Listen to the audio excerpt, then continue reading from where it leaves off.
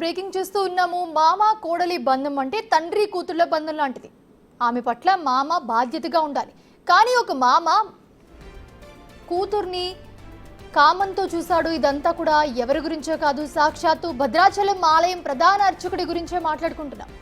పవిత్ర దేవాలయంలో స్వామివారిని నిత్యం పూజించే సీతారామానుజాచార్యులు ఇలాంటి పనులు చేయడం ప్రస్తుతం కలకలం రేపుతోంది.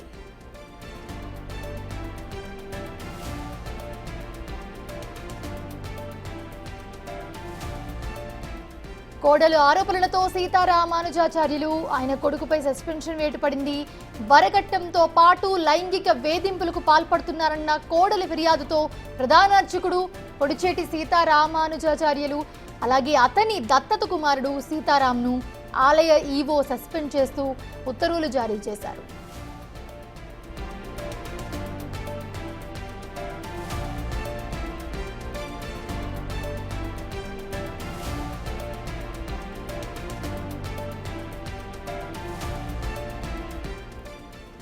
సీతారామానుజాచార్యుల వారికి కొడుకులు లేకపోవడంతో సీతారాంను కొన్నేళ్ల క్రితం దత్తత తీసుకున్నారు.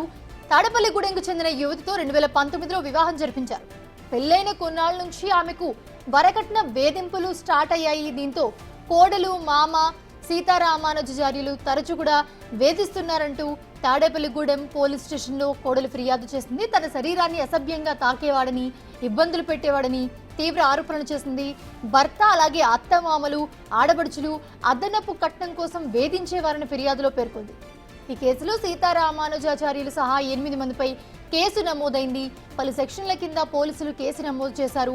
10 లక్షలు తీసుకురావాలని, లేకుంటే భర్తకు వేరే పెళ్లి చేస్తామని కొట్టి బెదిరించేవారని బాధితురాలు ఫిర్యాదులో పేర్కొంది.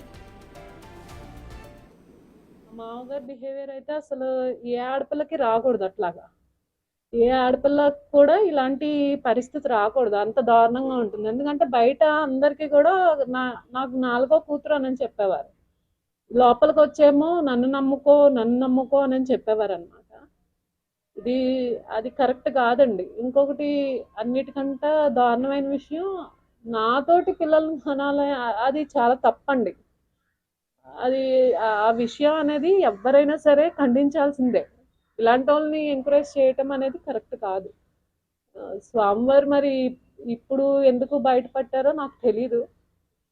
ఇన్నాళ్ళు నేను లాస్ట్ మంత్ ఫైల్ చేశానండి.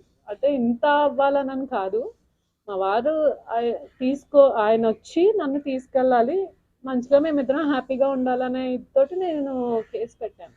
ఇంత రచ్చ చేయాలి అట్లా ఏమి లేదు నాకు. చూస్తూ ఉన్నాము. భద్రాచలం ప్రధాన అర్చకుడు సీతారామానుజాచార్యులకి మొదటి నుంచి కూడా వివాదాస్పదుడనే పేరుంది. 9 ఏళ్ల క్రితం చూసుకుంటే ఆలయంలో ఆభరణాలు మాయమై ప్రత్యక్షమైన ఘటనలు, శాఖాపరమైన చర్యలు ఎదుర్కొన్నారు. ఇటీవల ఒక ప్రైవేట్ సంస్థ నిర్వహించిన ఖగోళ యాత్రలో కూడా పాల్గొని దేవాదాయ శాఖ, దేవస్థానం మార్గదర్శకాలు ఉల్లంఘించారని తీవ్ర విమర్శలు ఎదుర్కొన్నారు.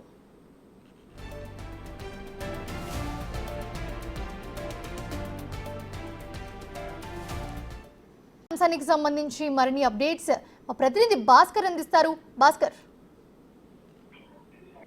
భద్రాచలం శ్రీ సీతారామచంద్ర స్వామి దేవస్థానంలో ప్రధాన పూజారి గారు విధులు తీసుకున్నటువంటి పొడిచేటి సీతారామ మొత్తం ఒక్కసారిగా సంబంధం చేరుకోవడానికి చేరుంది. ఫలితంగా చూసుకుంటే మాత్రం ఇప్పటి వరకు కూడా ఆయన వ్యవహార శైలిపై కూడా ఒకసారి 2 సార్లు ఈవో కూడా మందలించిన దాఖలాలు ఉన్నాయి. ఆ విధంగా మాత్రం తన కోడలపై ఖండించినటువంటి ఈ సీతారామానుజాచార్యులు మొత్తానికైతే మాత్రం వివాదాలతో కేంద్రబిందువని చెప్పుకోవచ్చు. అని వ్యవహార శైలి ఫలితంగానే గత కొన్ని రోజుల నుంచి కూడా తన సొంతకు కొడుకుతో పాటుగా కూతురు కోడల మధ్య వివాదాలు ఘటన జరుగుతున్నాయి. పరిస్థితి కనీసం కోడల్లో జీవితం నాశనం అయిపోతుందనే ఆలోచన, కొడుకు జీవితం అట్లా దుఃఖపెట్టిన ఆలోచన లేకపోకుండా ఉండడమే కాకుండా చివరికి తనపై కన్నేసి తనతో కుమారుని కనాలి, నాకు నాటి రూపమే రావాలంటూ తన యొక్క వక్ర బుద్ధిని తన యొక్క మనసులను మార్చిన కోడలపై చెప్పడంతో ఆ ఒక్కసారిగా సంగతినిపై ఉంది. పలుమార్లు ఇదే విషయంపై భర్తతో కూడా చర్చించినా గానీ కనీసం భర్త కూడా ఏమైనా పొజిషన్ ఉండడంతో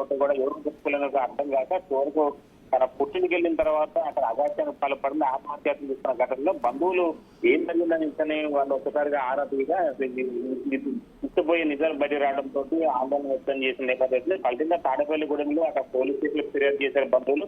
అక్కడ నుంచి కేసు స్వీకరించినటువంటి పోలీసులు మొత్తానికైతే భద్రాచలం రావడం, భద్రాచలం వచ్చిన తర్వాత సీతారామన్ చేశారు ఇంటిపై ఒక్కసారిగా వాళ్ళు దర్యాప్తు చేసిన తరుణంలో వాళ్ళ ఇంట్లో లేకుండానే రామానుజాచార్య మొత్తానికైతే బయటకు వెళ్ళిన అంటే ముఖం చాటేసుకుంటూ వివిధ ప్రాంతాల్లో తలదర్శన నేపథ్యం అయితే ఉంది. మొత్తానికైతే తన కొడుకు, భార్య, తన సీతారామానుజాచార్యులు మొత్తం కూడా ప్రజెంట్ అయితే భద్రాచలం వదిలేసి మరో ప్లేస్ లో తలదాచుకున్నట్టుగా తెలుస్తా ఉంది. మొత్తానికైతే పోలీసులు కూడా దీనిపై కూడా పూర్తి స్థాయిలో కూడా ఎంక్వైరీ చేస్తున్న నేపథ్యంలో మొత్తానికైతే తాను హైదరాబాద్ లో కానీ లేదా ఆంధ్రాలో ఉన్నట్టుగా సమాచారం ఉందని పోలీసులు భావిస్తున్న నేపథ్యంలో ఏకకాలంలో కూడా మొత్తానికైతే 2-3 టీములు పనిచేస్తూ ఆయన కోసం అన్వేషిస్తున్న నేపథ్యం అయితే ఉన్నది. ఇప్పటికే దేవస్థానం ఈవో రమాదేవి శెట్టి కూడా అతను రామానుజాచార్యులతో పాటు ఆయన కుమారును కూడా విధుల నుంచి సస్పెండ్ చేసినట్టు కూడా తాజాగా వెల్లడించిన నేపథ్యం అవుతుంది.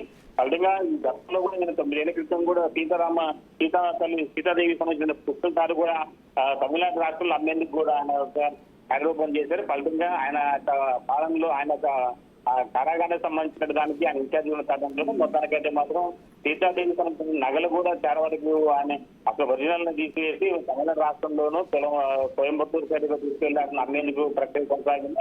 అప్పట్లో కూడా విజయపరం సీతారామన్ ఫలితంగా చూసుకుంటే మాత్రం ఈయన ఇటీవల కాలంలో ఉత్సవ విగ్రహాలతో ఇతర దేశాలకు వెళ్లి కూడా ఈయన ఒక ప్రత్యేక పెళ్లిలు జరిపిస్తూ ప్రభుత్వం నిర్వహించిన నేపథ్యం కూడా ఉంది. టోటల్గా రామానుజాచార్యుల యొక్క వ్యవహార శైలిపై అప్పట్లో ప్రధాన అర్చకులు కావచ్చు, మిగతా ఆలయ పండితులు సంబంధించినంత వర్గ విభేదాలు కూడా తారస్థాయిలో జరుపుకునే నేపథ్యం అయితే ఉంది. కానీ మొత్తానికైతే మాత్రం ఇలాంటి ఘటనలకు సంబంధించి తన యొక్క కుమారుడి భార్యపై కన్నేయడంతో ఒక్కసారిగా దేవాలయానికి మక్కుబాడేలా ఉండడంతో ఆలయ ఈవో మొత్తానికైతే తను సస్పెండ్ చేసిన ఉత్తర్వులు ఇచ్చిన నేపథ్యం ఉంది.